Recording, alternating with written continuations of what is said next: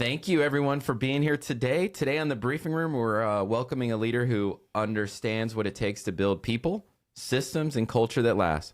Pastor Matt Rose is the founding pastor of Orbit Church in Buckeye, Arizona, a community built on conviction that faith is not a compartment of life, but the center that shapes how we work, relate, and live with purpose. Boom. I got all that out. Yeah, you did.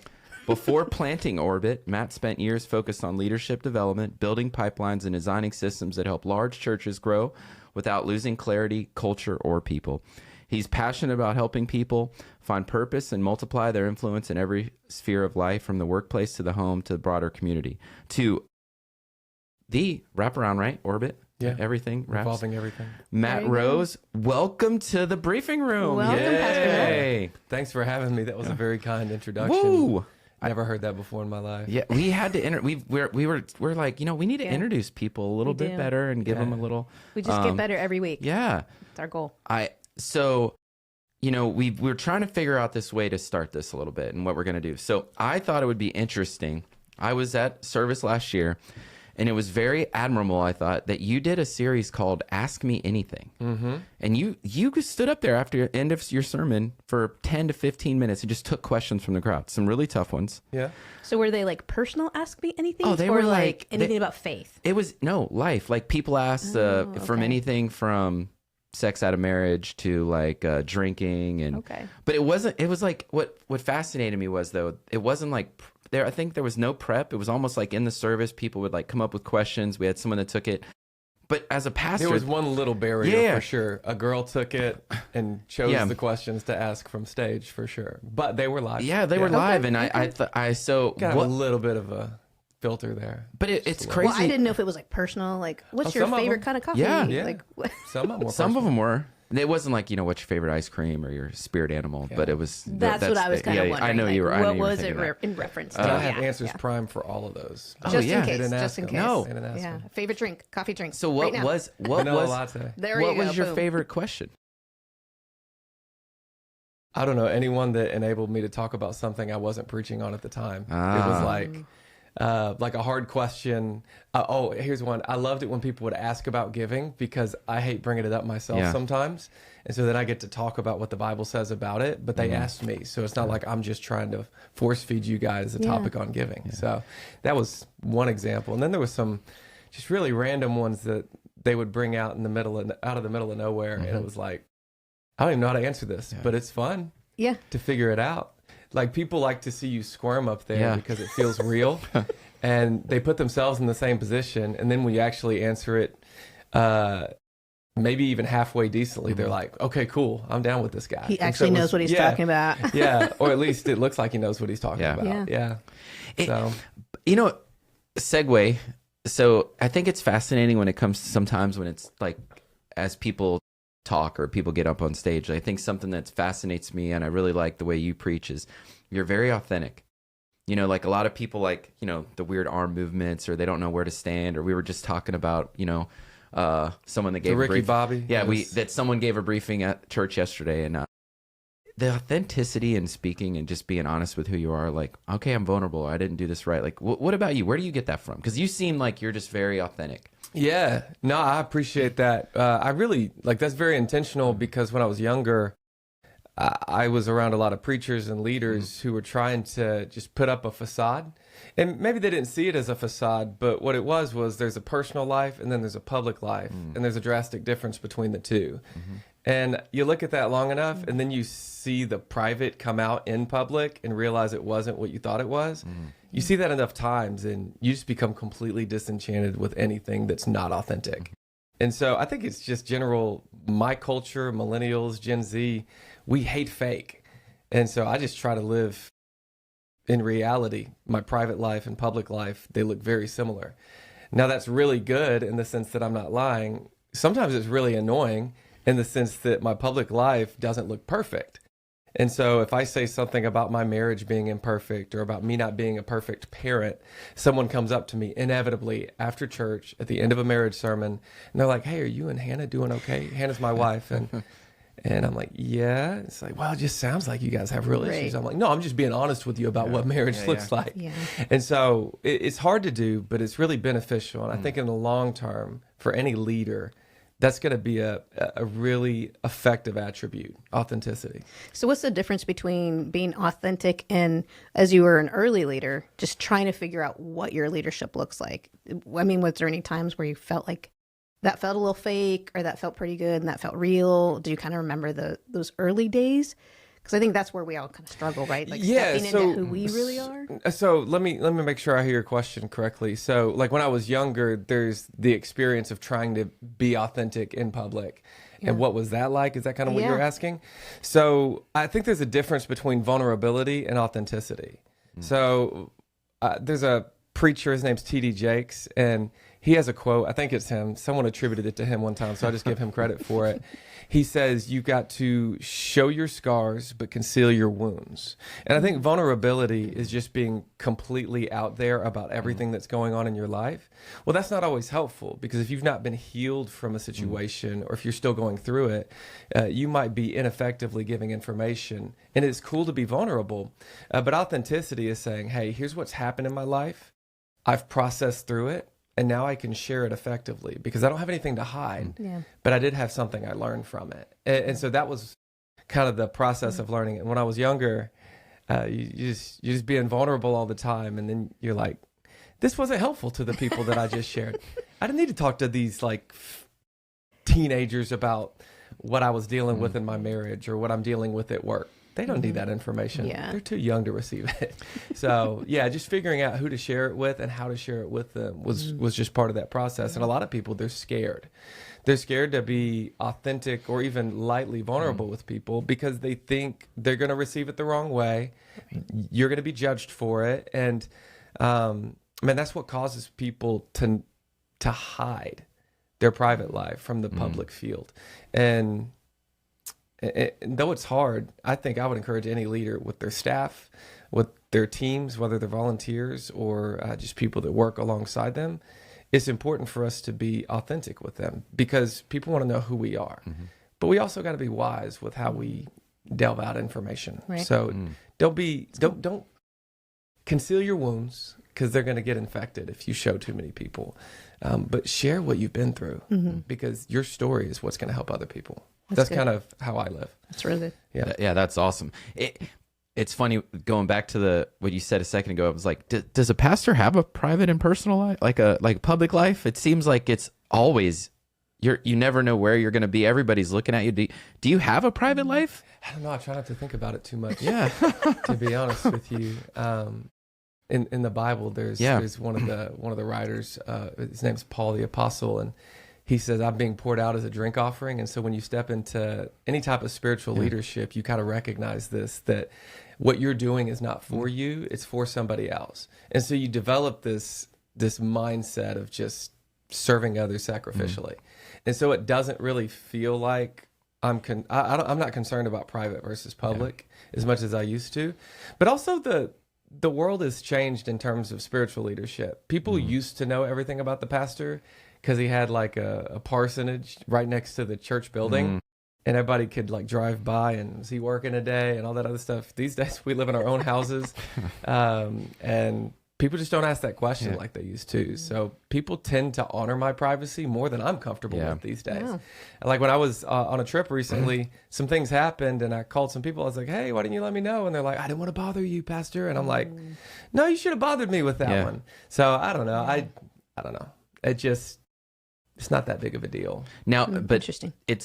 This happens in the business world a lot, but also, do you ever find you're trying to protect your family? Maybe that's the private part. Because I know that you talk about Hannah all the time. Oh, that's good. But both of your children, I mean, they're the pastor's kids, like, is there a level of like, you worry about that? Yeah, and I think this applies in a unique way in spiritual leadership, but for anyone who owns a business, anyone who is a manager in a business, you are looked at much more frequently than the person that's beneath you in an organization. Right.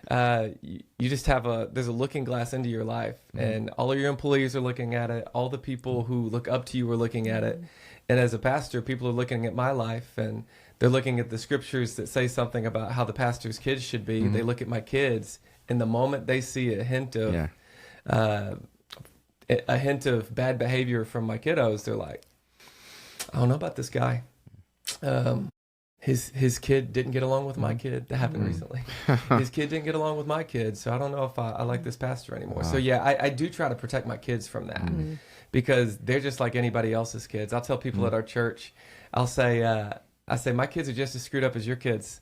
So we're all trying to parent in a way that God's leading us to parent. So leave my kids alone a little bit. Yeah. They'll walk in and they'll say, you shouldn't act like that. You're a pastor's kid. One person actually said that to my kid recently. And I'm like, hold up. Why don't you chill out a little bit? Yeah. They're just a kid.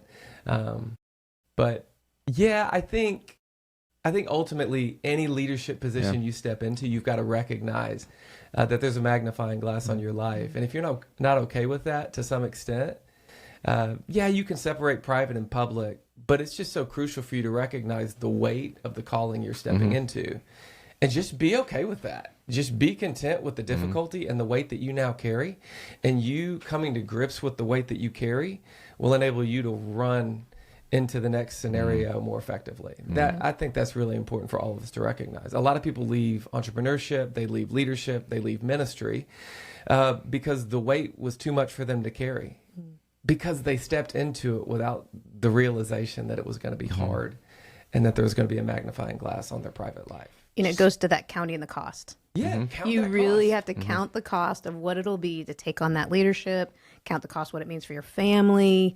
There is some count, like there's going to obviously be like any budget, Yeah, things you didn't account for, yeah. but you better do some real gut checks Straight before up. you step in. There's a reason I didn't go into the public sector like some of you guys. It's like, man, I don't know if I want people looking me up like that. But But it's Yeah, such it's an hard. interesting perspective where like, but it's not hard.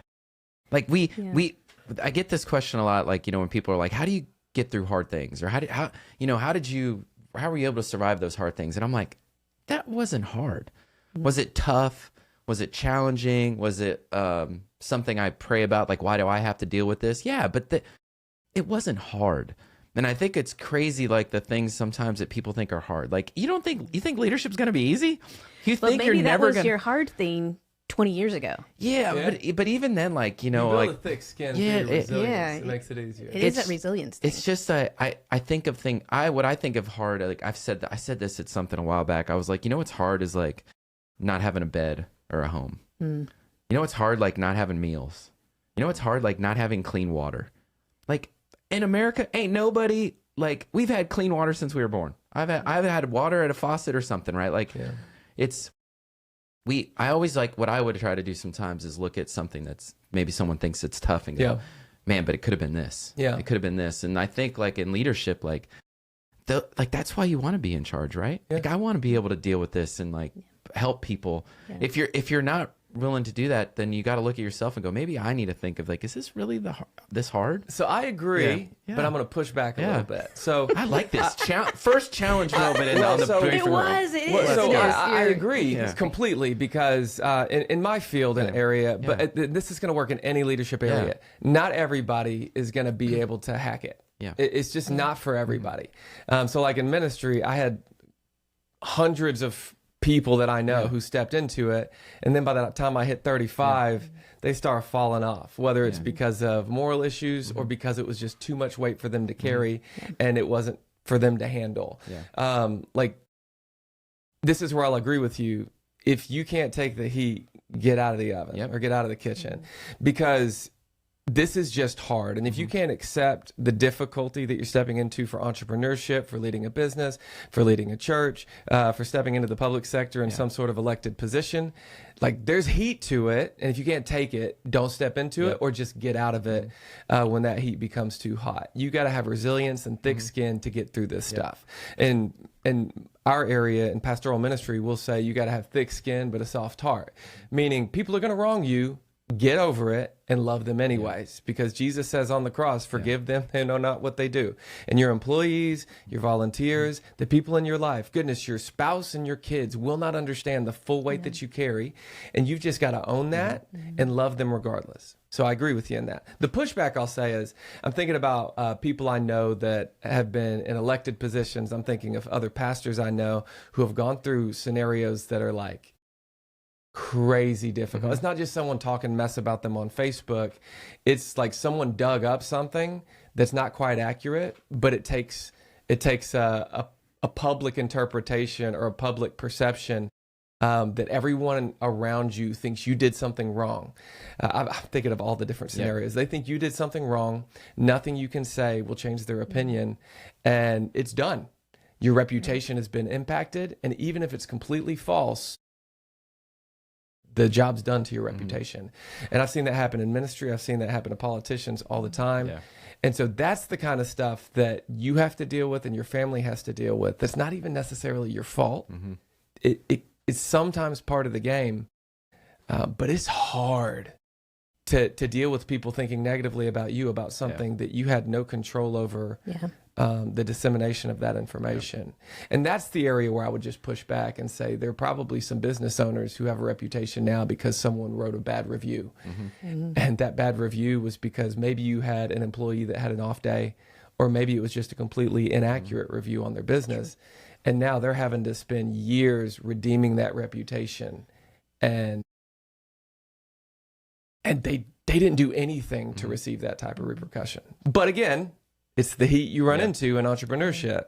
And if you can't take that heat, get out of the kitchen. But it's hard. I love it. So two things. One, I think this is a good question next, because I think this is something we were talking about. But we had this leadership course in the military. It's called Combat Leaders Course. And everybody would think in this course you have to have the best PT scores. Like the only people that can lead have the best PT scores. Or any people that, think of it in life, like they got to be the smartest person in the room. They got to be the most, all this stuff. And what we realized was actually the best leaders were the ones that could control their team.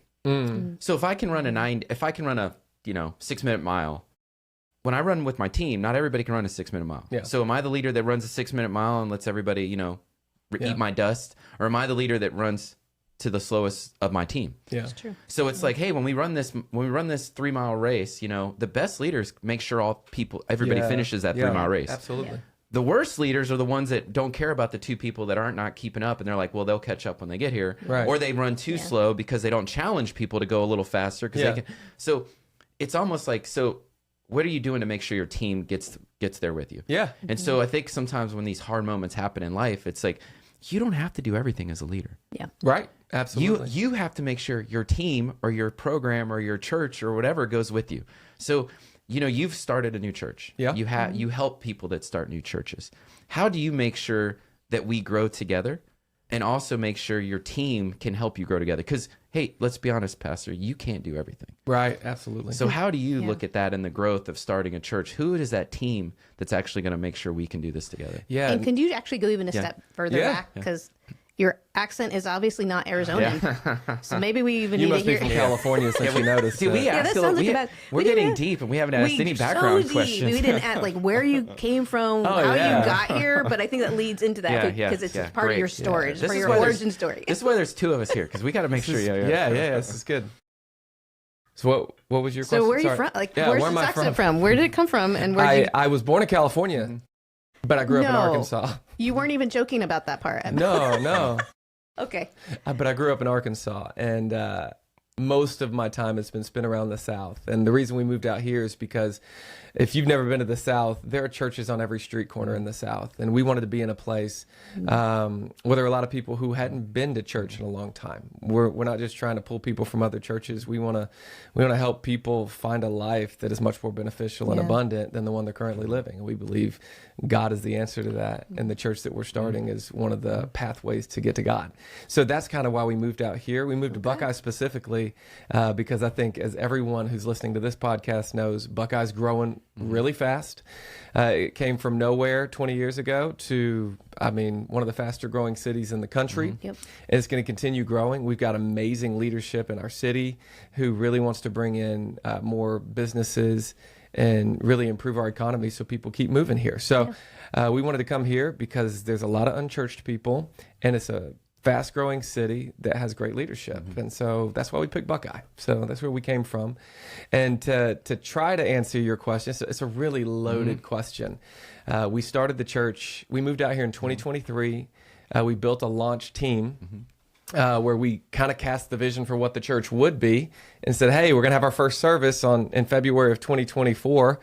You guys should come be a part of that. And if you want to be a greater part of that, like a leader or a volunteer, keep hanging out with us. We're going to cast vision. We're going to develop strategy, and we're going to do this together. So we launched on February 25th, 2024, had several hundred people come.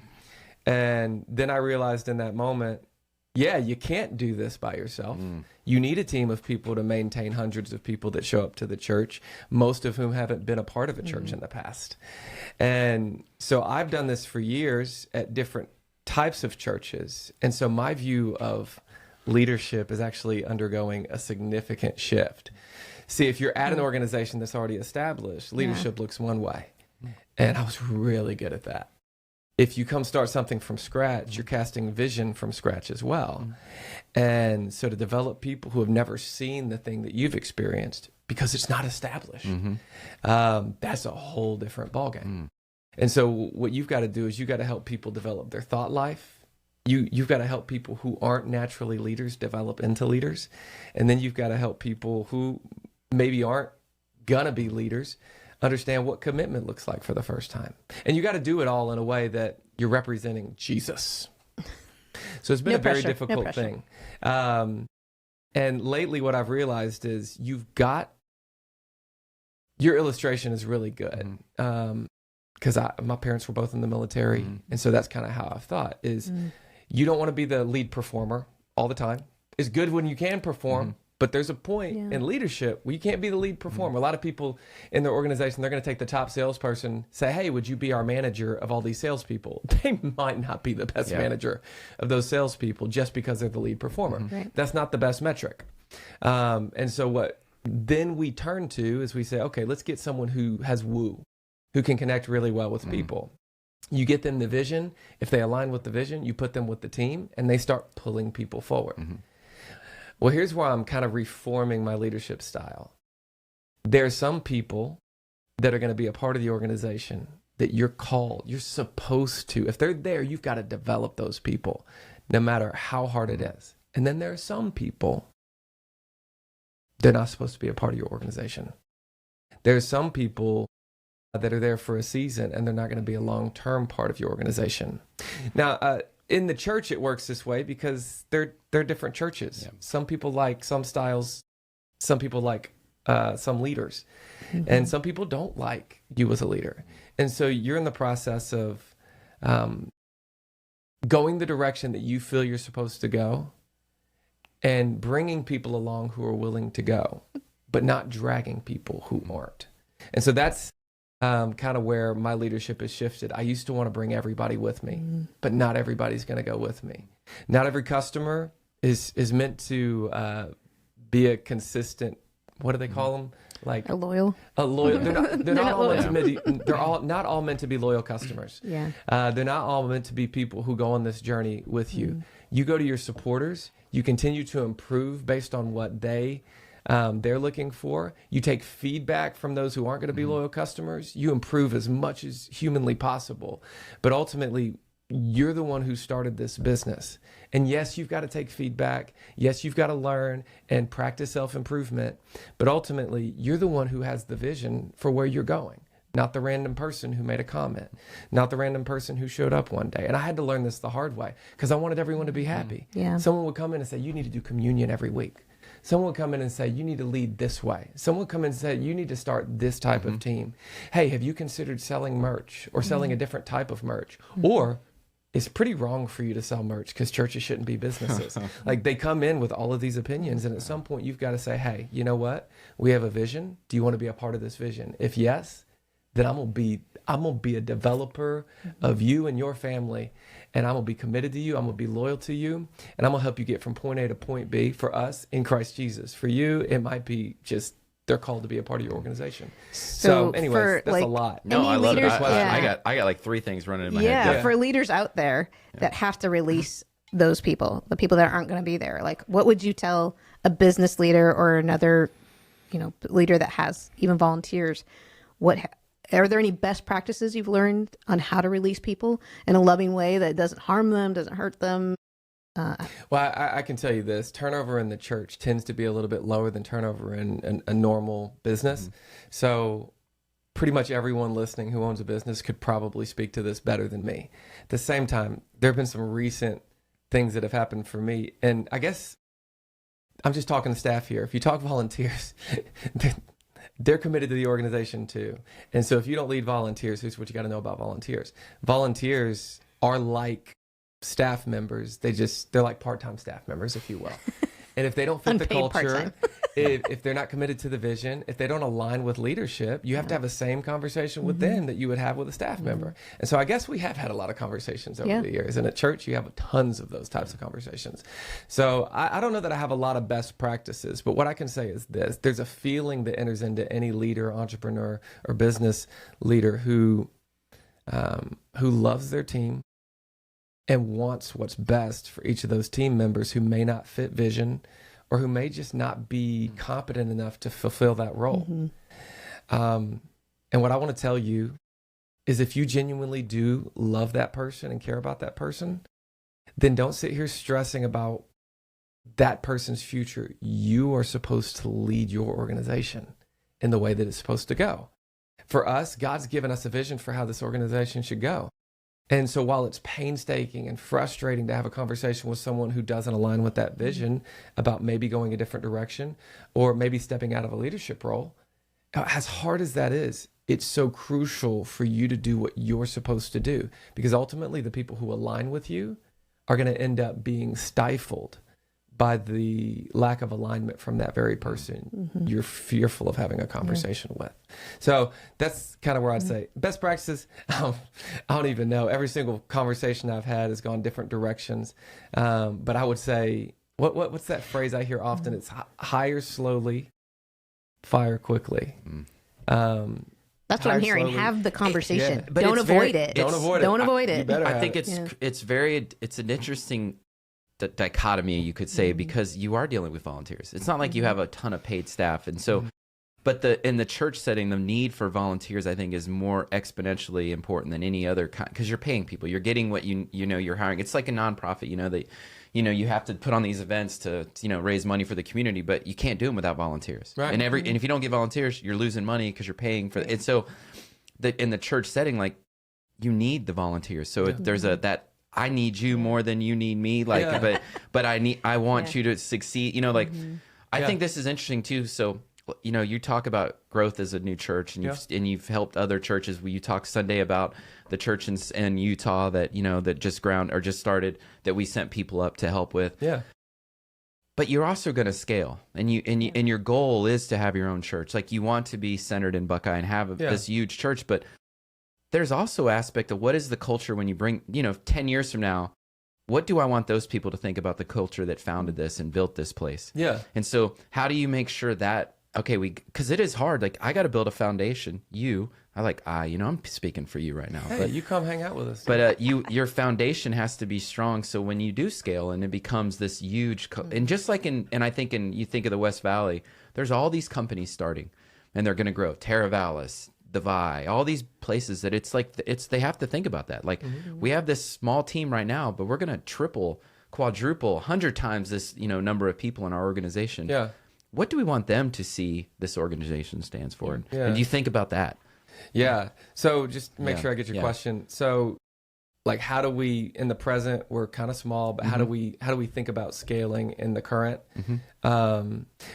There was something that popped into my head a second ago as we were chatting about all this different stuff. Like, you have to have the conversation with people. We have to have volunteers.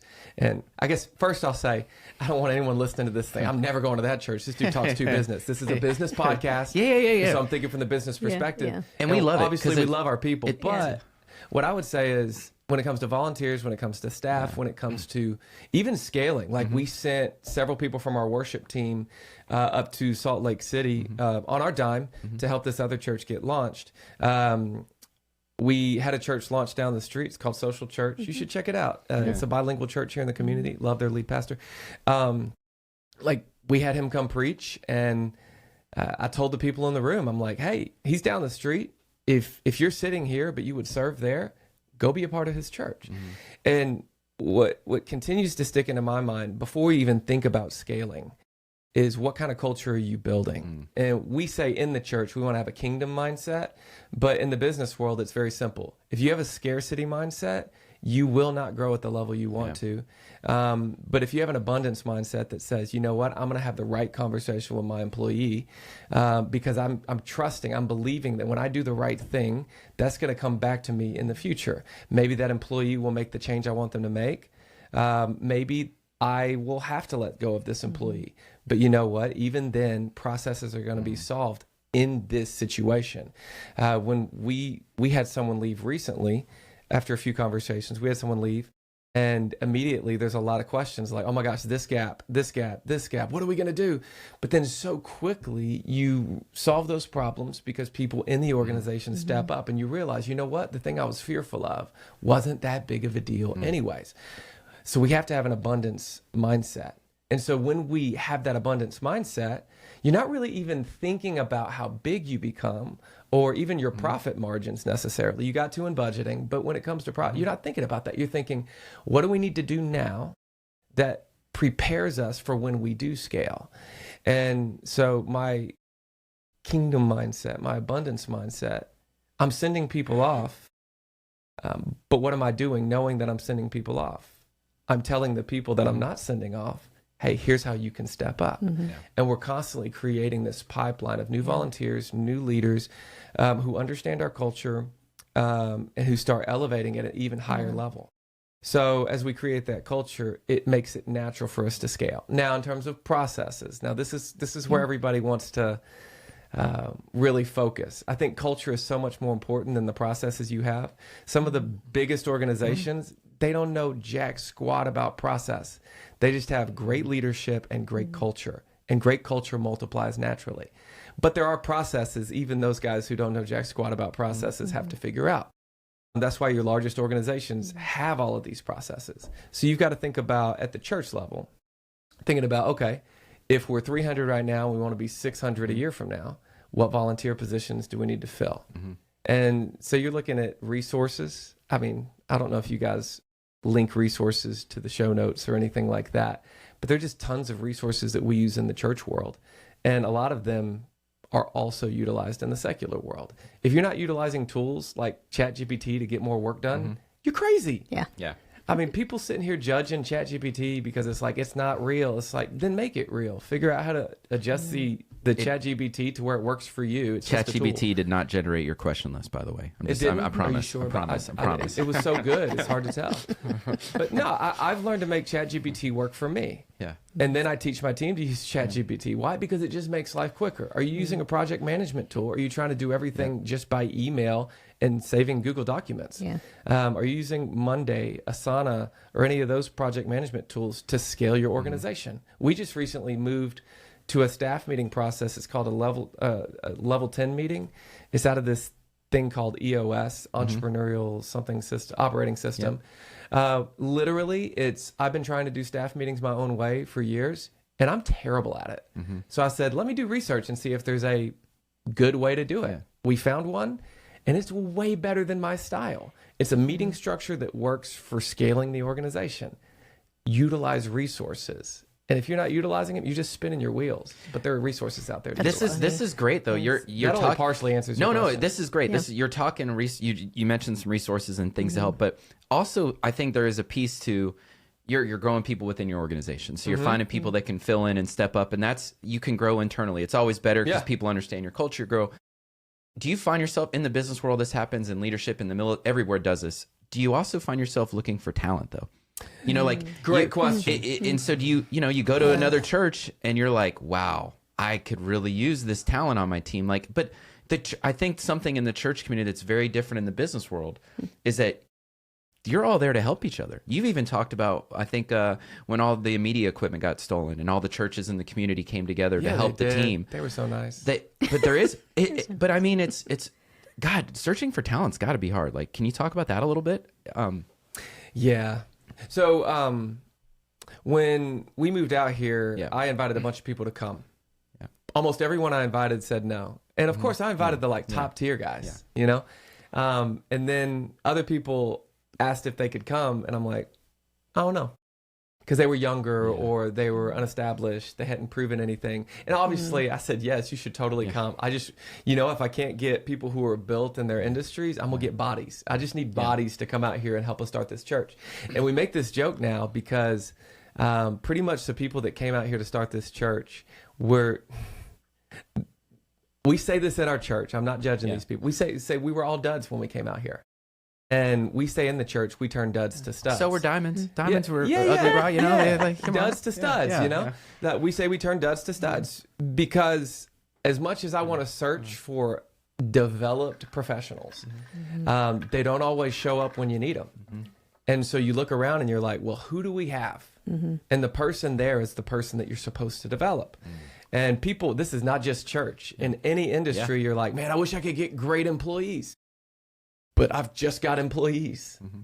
And so now your job as a leader is to develop them into the gold that's within them. But it's just in the rough right now. And so that's what we found. And I've prayed, I've wished. You go to another church, you go to another organization, like, where do those people come from? Because they're not in my neighborhood. And I'm sure there are people who they're in went to Buckeye. someone We'll else. find They them. go to someone else's business. They go to that business conference, and then the person speaking as the keynote speaker at the business conference is talking about all the people they started with. He's like, I knew this person, knew this person, knew this person, gathered them together, and then we started this organization. And then the business owner that's kind of solo and has these just normal individuals with them, they're like, yeah, it must be nice. I didn't start out with those types of people. Here's what I'll tell you. Build them. Build those people. Yeah. If you keep searching for talent, you're never going to learn how to develop it. And the best organizations know how to develop talent. And I'm saying that knowing that we haven't fully figured that out yet. But we are figuring it out. Like every person on our stage, none of them had ever led worship before they came to our church. And so every person on our stage, and I'd say we're pretty decent on the worship side. You come check us out. None of them. Like one girl auditioned, she moved out here with us, and she told me, she said, hey, I'm going to audition for the worship team. And I'm like, are you? Never heard you sing. She said, yeah, just mostly in the shower. And I'm like, oh gosh, I'm going to have to reject her from the worship team. No, she was good. And now she's one of our best worship leaders, right? That's the people you've got on your team currently. You just haven't seen it yet. And you can pull it out of them. You've just got to dream for them and imagine more for them than they might even imagine for themselves. And so, yeah, you can turn duds to studs. You just got to be intentional about it. But yeah, it'd be great if talent would just show up too. You can pray for anything. You're pulling, but you're for us. pulling, you're pulling at a thread that goes into commitment. It goes into like, when you give that dud, or I love that you said that, by the way. So I wonder, but when you give someone opportunity, and they get those wins, and then they build that confidence ladder, and they now get to the top, and they're like, oh, I'm 100% committed to you. Like the fact that you did that for me, that person's in your organization forever, and then what they will do for your organization is exponential compared to the person you bring in that you try to understand what your culture is, right? And so I think it's fascinating, kind of how do you find those and build those and get that ownership, but at the same time, diversity matters, right? Like, and when you bring in talent, it kind of helps other people see different things. It's just a hard thing. Oh yeah, it's just it's so difficult. I mean, in academia, they say you don't want to. Well, I'm not going to use that term. Anyways, in academia, you don't go to the same college and grad school because they just call it they call it academic inbreeding is what they call it. Sorry, just I'm from Arkansas, so I can make inbreeding jokes. You said it, not us. We didn't. And so in the same way, if your organization only takes people from your organization, then there's a missing component. You should definitely bring talent in when you can. We like to bring in consultants anytime we can. It's important to bring in consultants. If you're spinning your wheels, bring in a consultant. There's someone, even if they're not good, you should bring in good people. But even if they're not good, just them seeing from the outside will give you such clarity. We bring people in to shop our organization as frequently as we can. And it's really important for us to get an outside perspective. You've definitely got to bring an outside perspective when you have the opportunity to do so. But most of us, it's hard to find that talent. The job market's bad for people looking for jobs. It's also bad for employers looking for employees. It's just really hard out there these days. So, yeah. No, I really appreciate that question. It's something we're constantly dealing with. So, Matt, you talked about early on, just vulnerable. Yeah. You came in with a process, a system that you thought would work. For those that don't know your background, you came from a pretty large church back east. could 5 campuses, large, and then you 20. came 20 Yeah. campuses. Yeah. Oh my goodness! Yeah. And then you came, and it's just you and your church, and you're now having to do everything. How did you pivot? I mean, you came in probably with a plan. Did you have to pivot? Did you have to let go of some of that vision? I think you kind of alluded to it, and I'd love to hear how you kind of had to transition it. My plan sounded good, but I had to radically shift it. And we have a joke within our space that if you came from a large organization as a manager or even as an employee or even a manager of that organization, but it was already established, then you actually make for a really poor candidate for starting your own church. And it's not that you don't have good systems. Yeah. It's that you had it kind of handed to you and you learned how to run a system. But to build a system is drastically different than running an already built system. And so when I came out here, like I said earlier, the leadership requirement is so different to take a list of already established processes and delegate it to people. You have to create them. You have to cast that vision constantly. Before we launched the church, people are like, what is this going to look like? And you're trying to tell them verbally. You're using metaphor after metaphor to try to give them a picture. Literally, I'm trying to paint this giant mural for people as to what this church is going to look like. But most people, until they see it, won't comprehend it. You're literally leading people through the dark. And one of the things that I anticipated with my plan was that I was going to put all these systems in place and people would see the picture. And they don't. Yeah. I would have rather not put the systems in place and said, you know what, we're going to be in the dark for the next 8 months, but follow me and I'm going to give you as much clarity as I possibly can. But stick close. We're in the dark for right now. And that was one of the worst things that I did, was tried to make it systematic too quickly. Because the people that want to be a part of something systematic and consistent aren't the people that have the grit and determination necessary to build it from scratch. And the sad part about this is the very people who want to build something from scratch aren't necessarily the people that want to take it into the next couple of years. Sometimes those starting people are scaffolding for what the future established church or business is going to be. And it is okay. 99% of the people that I talk to in my space are... They told me from the front end, they said, don't expect the people that start with you to be with you 5 years from now. And that's in every business that I've ever talked with. Just don't expect it.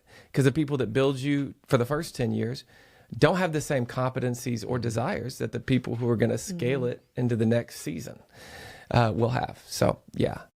And then one thing I was thinking through when it comes to talent again, just because I've got all these thoughts in my own head, but there was something that really, really benefited me. And it was a book called Radical Candor by, I think it was Kim Scott, something like that. And what she says is she divides talent into kind of 2 basic categories. And it's rooted in the concept of loyalty and just general skill and talent. And what she says is you've got rock stars and you've got superstars. She says superstars are the people with high levels of talent. Maybe they're loyal, but they got high levels of talent. Those are the people who are going to lead the next big thing. They're ambitious. You can put them over anything, and they're going to run it really, really well. At the same time, they're going to build their thing eventually. So the person that comes to that organization, they've got such ambition. They're going to take you from point A to point B, but once you get to point B, they're going to go start their own organization, and you won't necessarily keep them. And then the rock stars are the people who can consistently produce effective content or they work consistently. And those rock stars are people that have no desire to build their own thing, but they're going to stay with you for the next 5 to 10 years. And so what I've seen in the church is that you've got some superstars and they're going to come in. They're like that candle that burns really, really bright. And then when they're done with what they're doing, sometimes they will jet. Some you get to keep longer than you anticipated, which is really exciting. But then you've got people who they're maybe not the best communicators or maybe not the star vocalist or whatever field you want to do. They're just the people who are so committed that you would almost prefer that to a couple levels above them with talent. And that's what I've seen in our organization. And you got to have both. You've got to have both. You'll never really shine bright as an organization if you only have stable, consistent. You've got to have some superstars in the mix. But yeah, that's what I found. And both are important. I think sometimes we downgrade the one who's not loyal long term, or we downgrade the one who's less competent. And both of them are super crucial. My wife is one of those. She has zero desire. She's a couples therapist. She has zero desire to be the next big thing in couples therapy. She don't want to develop the next therapeutic method. She don't want to write papers. She don't want to lead conferences. She wants to be a great counselor. And you know what? She's been the longest standing person at her practice. And she's great. Well recommended. She's great at what she does. She's a rock star. And then they've had people shuffle through their organization over the years who are phenomenal, but they go start their own practice. And so that we see that everywhere. There is a level in there intertwined when you're talking about it, though. It was like, I saw Simon Sinek do this, and it was like, high performers and high trust. And, like people will always lean towards the high performer, but they don't realize the value of the high trusted person. And so like, performance is great and being able to raise dividends and, have a successful plan, but are they high trustworthy? Do they actually help your organization be better in the long run or in the moment? You know? And so there's this little, perplexed kind of situation. And Simon Sinek was talking more about, like, he was looking at like Navy SEALs, and they were talking about, in training and how they pick candidates. It's already really hard to become a Navy SEAL. You know? It's ridiculous, but it's the best people are not the most highest performer on the team. It's that person right a little bit lower that's like maybe just good enough, but they're really trustworthy and they can lead a team and they can get through in high stress situations. And so where do you find that person? Maybe it's, and we always want to look for the shiny penny, right? But I always feel like sometimes, who are we missing? Why is this person standing out so much? Am I missing maybe the person that supports them? Yeah. And is that the person we really need to focus on, And so. No, I totally agree with that. You're always looking for that perfect mixture, but that's rare. The perfect mixture is so rare. And so I would say to the organization that's looking for the shiny penny, don't be overly impressed with the person of high talent, but also don't be fearful of the person with high talent, because they may be someone who can add the value you need in that season to your organization. So I've seen businesses slow their growth because they didn't hire the person because they thought they would leave. That was me in one case. One church that I was going to during COVID, they reached out and gave me a list of questions. And one of the questions was, people leave all the time. We want someone who's going to stay here for a long time. And they said, can you tell us how long you're going to stay here? And I'm like, I don't want to answer that question. So I didn't answer the question. Then they sent me another email because they were interested. And I said, hey, I don't want to answer this question. And they said, well, just answer it and we'll see what happens. And I'm like, okay, hey, I don't know that I'm going to be there long term, but I don't know that I'm not. I have these callings in my life. Here's what I believe I'm going to. And then they responded and said, okay, we're grateful for your honesty. Everyone says they're going to stay and they never do anyway. So it worked out, but they were fearful of that talent would leave. Don't be fearful that talent might leave. And don't be overly impressed with what they might bring. And then with the people who have been there long term, don't be so frustrated with them because they're not performing like a superstar. Be grateful for them and their consistency over the long term. And just, I'm learning as a leader, you've got to help people find their lanes. There's some people who aren't going to be stage communicators or salesmen or whatever. And then there's some people who stink at admin. Help them find their lane. And your job as a leader is to steward those who come into your fold during that season as well as you possibly can. And when you know you've stewarded them well, whether they leave or whether they stay, whether they're top performers or whether they're consistent producers, you've done your job. And that's what I'm learning as a pastor. I don't know if this works for those of you trying to scale at a really rapid pace, but for me, I'm learning trying to scale at a rapid pace didn't get me scaling at a rapid pace. But trying to steward people well is actually improving our growth metrics day by day. I think that's the tension we have as leaders, that you have to look at how do you hire for the organization and fit, but also you're stewarding a person. Yes. So when that person does, you see that ability, that little bit more, growth, I don't know, pipeline or whatever, you need to grow it. But when you do that, you risk them leaving you. And that's okay, because you actually have a responsibility to lead as best as you can individually, but actually as the organization too. And there's that tension. Which one comes first? Which one is more important? I think it just sits there all the time, and it kind of leans back and forth. I think your point, though, to that is also this in seasons, right? Like, what we forget sometimes is when we invest in someone and we grow them and make them better and they do leave, there's other people watching that. Yeah. And then they see the potential. Maybe he could do the same or she can do the same for me. And so, like, don't forget also the people watching you when you do those moments. Or maybe they go to another organization Yeah. and now all of a sudden you have a partner organization. Oh, where yeah. Before you only had an employee. Yeah. You can actually grow your influence in totally different ways. And I think there's an aspect to what you said of being honest. Like, I think we forget too, like, I want someone to tell me I don't know if I'm committed to this organization. Right. I don't know if this is what I want, because now I have someone that, like, how many people go, I'll do whatever you need. I'll be there for the long run. And then 6 months later, they're never, you're like, dang it, they told me they were going to do this. No, but the person that didn't, we want to judge them for that. And so there is that kind of piece too. I think that, oh, I like this person. They're being honest with me. This Any is person what who ever said to me from when we launched until or started the launch team process until now, who said, I'm with you heart and soul. I'm with you for the long term. None of them are here. Oh, wow. None. That's crazy. Because I mean, you don't build an organization based on vibes. Yeah. And the reason you feel that way is like feelings are they're limited in their scope.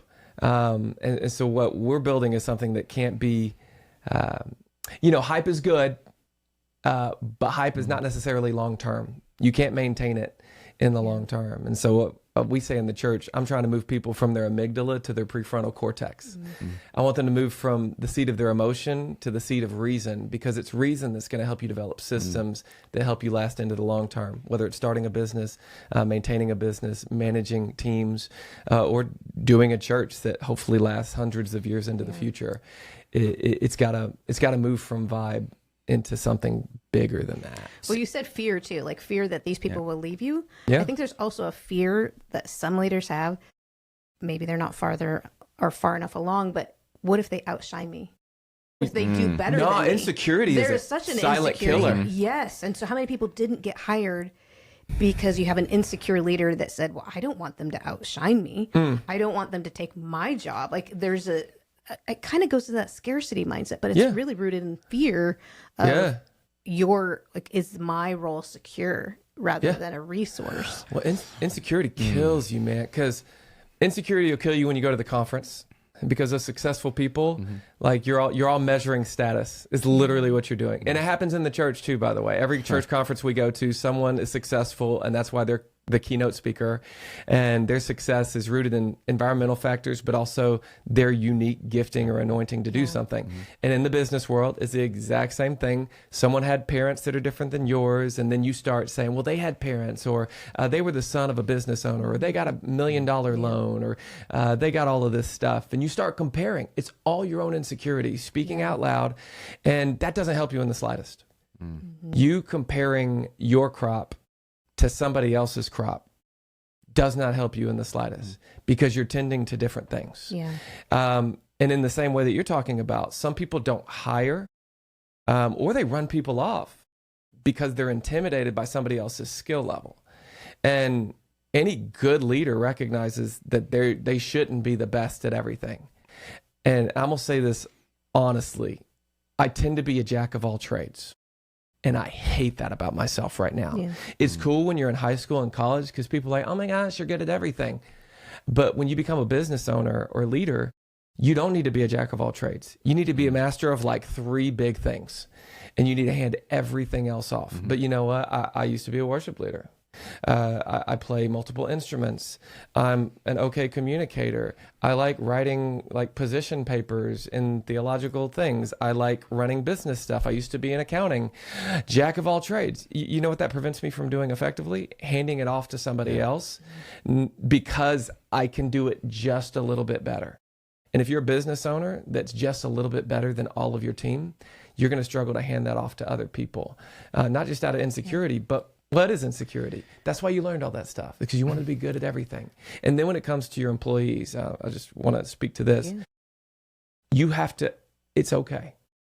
It is okay for you to be insecure about somebody else's gifting that you don't currently have, because someone told you when you were younger that you weren't gifted at talking, or you weren't gifted at written communication, or you didn't interpret books or whatever as well as somebody else did.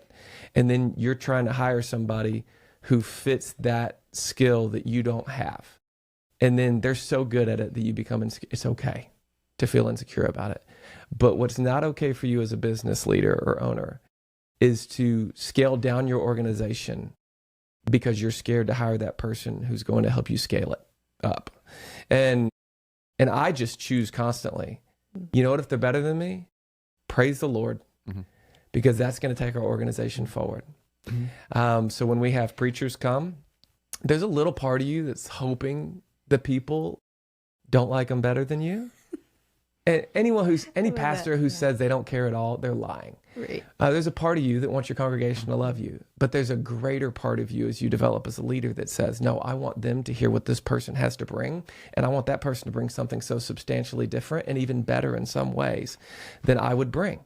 That's why I brought them, so that our organization would develop and grow. And if you're hiring a staff member or a new manager, praise God if they're better than you at managing. Yeah. Because that enables you to focus on the big three rather than be a jack of all trades and trying to manage when you're a better salesman.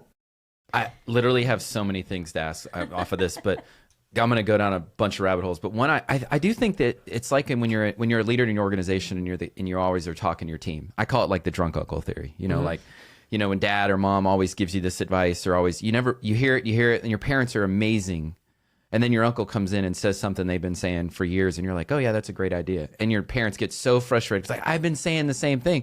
I would say the same sometimes in the church community. Like when you hear a pastor come in and talk, and you're like, oh, this guy's great.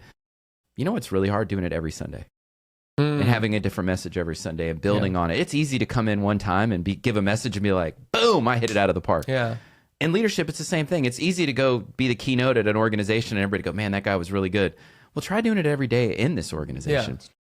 And so, like, I think we have to be cognizant of, like, the pressure you have internally as a leader, like, to be on it every day. Yeah. And to be able to bring it and moving forward every day, not going backwards, you know? And 2 steps forward, 1 step back kind of mantra, you know? I think your people in the organization, they know this. Yeah. They know that you're doing it every day. Yeah. And they're not thinking like you're thinking. You're thinking, oh my gosh, my team's going to love this person so much better. This consultant came in and said all the things that I've already said to them. That's what you want. But they listen to this consultant. But isn't that what you want? It's what like, you want. And your employees aren't thinking, this person's awesome. Yeah. My boss is terrible. They're thinking, good, I'm glad this person spoke something to me. And all they needed was a fresh take on it. But they're working for you. And they chose to come to your organization. They chose to be frequent buyers of your product. They chose you. Revel in that, remember that, and continue to provide like broad swaths of different type of communicators and leaders so that your organization can continue to grow. Don't be insecure about it. And also don't forget, like, hey, I'm the one that got this person here to speak. So I brought the uncle in, you know, like, don't forget that, like, they're related to you, right? Like, you brought them in. It's funny. You're saying all the things that I tell myself to feel better in the midst of my comparison trap communication. Yeah. And it's like, I fight against those very things. I want other people to think it, but I fight against them personally as a leader because what I'm doing is I'm giving reasons, that I'm still good. Yeah. But even without the reasons, you're the leader of the organization. Be confident in the seat that you sit in regardless. Don't even reason it out. Don't even think about it. Just do what you're supposed to do. Steward the people you're called to steward, and then just be confident. I think this goes into too, like, you know, when you said earlier, I know I'm really good at it. I'm jack of all trades. I'm really good at this, and I should do it because it's going to be good. But I think what you get at is you don't grow your people though. Like I want grow the organization either. I you know what? I need it to be 51% positive. Whatever project I give you, because then it's not going to fail. I don't need it 49 because then it's like, oh wait, that's too much. I need it to be 51. Yeah. And then the next time I give it to you, I need it to be 61 or 65 or 75. And then before you know it, you're like, damn, they can do it better than me. Yeah. But if you don't give them that, and then, here's the other thing. Don't ever forget as a leader too, if I give them this product, I'm not working on it. Yeah. And they get it to 75%. Guess what? I can make the other 25, or I can add 15 to it and make it pretty damn good, right? Yeah. Don't take credit for it, right? Give them the credit, because then they still want to work harder. But then they look at you and go, wait, I didn't do that other part of this, or wait, who added to this? They know it was you, but you give them the credit, and guess what? They're going to work even harder next time, so you don't have to do it for you. Don't forget, we talked opportunity. Like when you give people opportunity, the results are going to magnify, right? Yeah. And then, okay. Well, you got to raise your threshold for failure as a leader. Yeah, you got to be okay with failure. Yeah. And the less okay with failure you are, the less you're going to develop your team and the slower you're going to scale.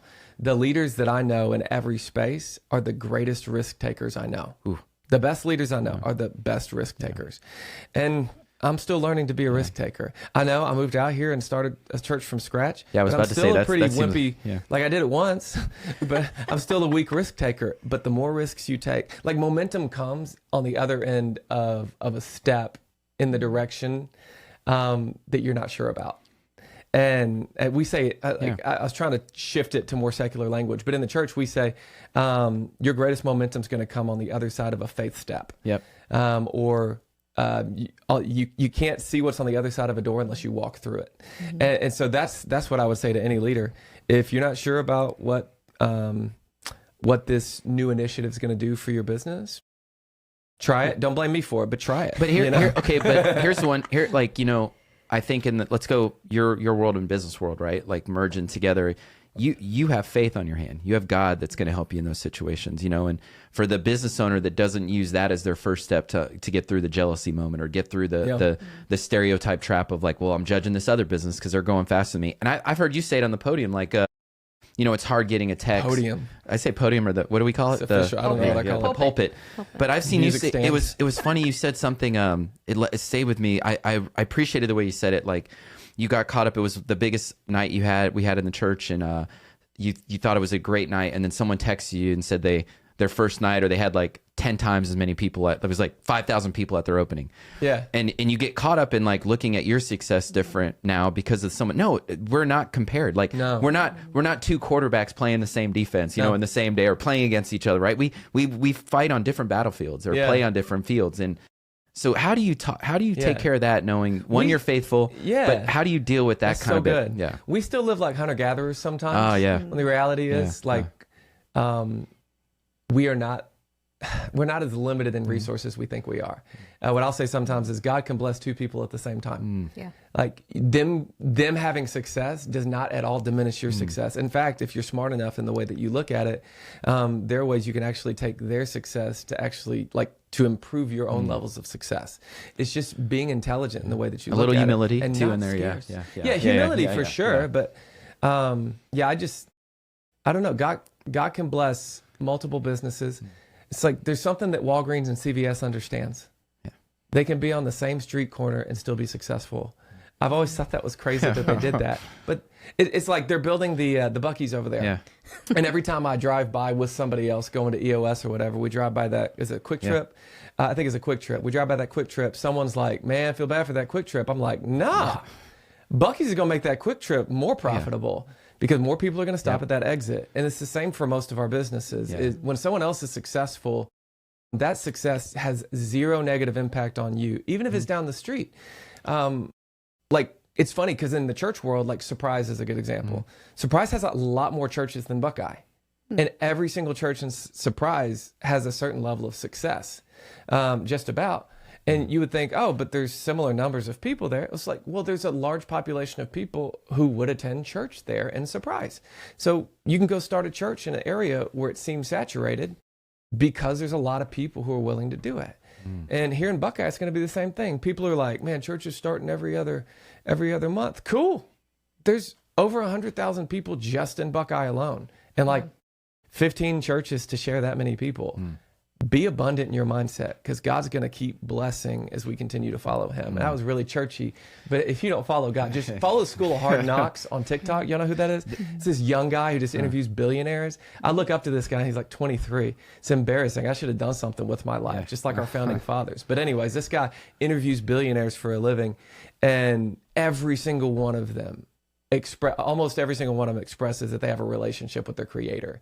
And so I'm just going to be honest with you. If billionaires are constantly doing it, there might be something to it. Yeah. And so if you don't have faith, it's something for you to consider. That's my spiel as a pastor for sure. I love it. I love as you kind of wrapped it up really well as Yeah. we're winding down. It's just really that scarcity mindset. Yeah. It permeates everything, and just that abundance, and just flipping that switch that maybe your fears aren't really as bad as you think. Like maybe you push back those fears and you'll have the volunteers, you'll get the extra business, you'll attract the leaders that you want, and maybe they do take your job, but maybe you get a better one, or maybe you get promoted. Like what if there is a blessing on the other side of just pursuing a different mindset of really I'm just gonna lead and leave the results.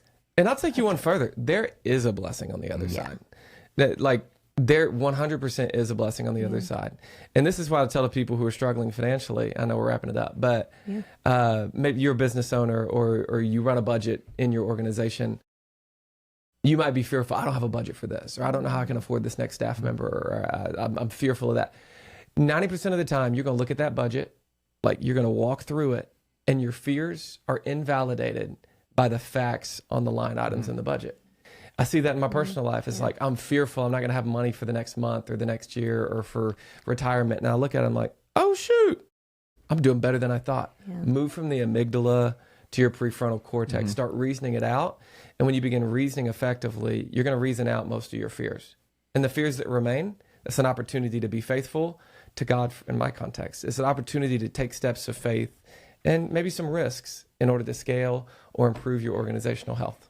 So thank you for inviting me. Oh, I'm upset. Like, we need to have him on again. There's so many things we didn't even delve into. We're like, we didn't even actually get Matt to have Rose most part of the 2. We didn't even. questions. I didn't ask any of these questions. didn't. But there are a lot of other better business leaders in the city that I want to hear from. So take some time. But I'm here anytime you want me to. It is, I think, and you know, the church does a leadership cohort, like 101, Trajectories 101. They do, you're growing leaders. And it was funny, I did one of them, and it was very fascinating to me that something I want to work on is how important, like, the Bible is to leadership and understanding that piece of, like, I think it's it's something I need to work on, understanding that piece. But I feel like we almost forget how important pastors are to leadership, like how important they are to our communities. And just understanding your level of leadership is just, I mean, why isn't the first person I need to learn leadership from my pastor? Well, I'd even go a step further. It's probably Jesus. Yeah. You're right about that. Jesus. But it's like, there's so many leadership offended. principles in the Bible, and people overlook them. They just think like we pulled this out of nowhere. And this was it's in the amazing. Bible. Yeah. I love it. I feel like Orbit Church is doing amazing things. You know, I'm sure like everybody's ready for the helicopter egg drop coming up soon. You know, that was that talk about vulnerability. Like, hey, can we just go do this helicopter egg drop in Buckeye and think 5,000 people are going to show up? I didn't know anyone would show up. But I didn't even know the church.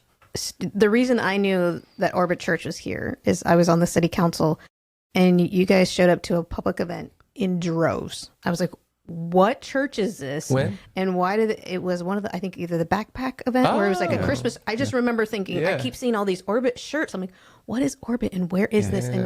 And so I was just really deeply had an impression because you guys showed up in huge numbers to serve the community before I ever knew you guys were even here. You were serving, and that's how I actually heard about it. You basically told him merchandise matters. So like he was worried about that earlier. The volunteer shirt the Orbit shirt. So like having some swag was a good thing that day. Okay. And then talking about being the same person on and off, I met. So I'm like, okay, I'm gonna go check out this church. I'm gonna go see what's in my community. Have whether you it's a been? coffee shop. We went, and then I ran into you at the coffee shop. Okay, a week or two later, and we talked, and he gave me a book because I guess you guys were doing like a men's. Yeah, we're doing some sort of men's thing. Yeah, so you were very the same person on the stage as you were off the stage. Very authentic, generous. I can't even help it. It'd be nice if I could. Well, sometimes. I think the book's actually like. Do we have it? We should. Yeah. Well, I think. Why don't we do like any closing comments? Yeah. Like anything Closing for you, thoughts. you know? Oh, yeah. There's so many that I could make, but man, I'm just thinking about the people who may be listening to this podcast and leadership, ownership is really difficult, and there are a lot of hats that any owner, entrepreneur, or leader is trying to wear, and they don't always know which hat to put on which time. They go home and they still got the business hat on. They go to the business, they got the home hat on, and all of these stressors are prevalent in people's lives. And so I would just say to anyone out there who's struggling through it, it's normal. I think that might be one of the best things that I could say is that all the stuff you're struggling through is completely normal. The insecurities, the frustrations, the struggle to figure out which hat to wear at which time, it is completely normal. And my encouragement to you is embrace it. It's not foreign. It's not weird. You should search and research for improvement, but all the searching you're doing, trying to figure out whether your situation is completely unique and how to solve that, it's not. Just do what you're supposed to do. Stop looking at what everybody else is doing so frequently. Again, improve, but stop letting that search for what everybody else is doing prevent you from feeling comfortable about what you're doing. If you have a small business, that's okay. If you're trying to scale, continue to improve. But if it doesn't scale as quickly as some other business does, who cares? Continue to plow your own field. And that's the way you're going to be the happiest. My first year in ministry here, as not ministry, but as I started this church, I'm constantly looking at other fields, frustrated about why mine's not producing at the level that I wish it would, while simultaneously having a field that's probably larger than the vast majority of churches in our country, but not as big as those two that I was looking at.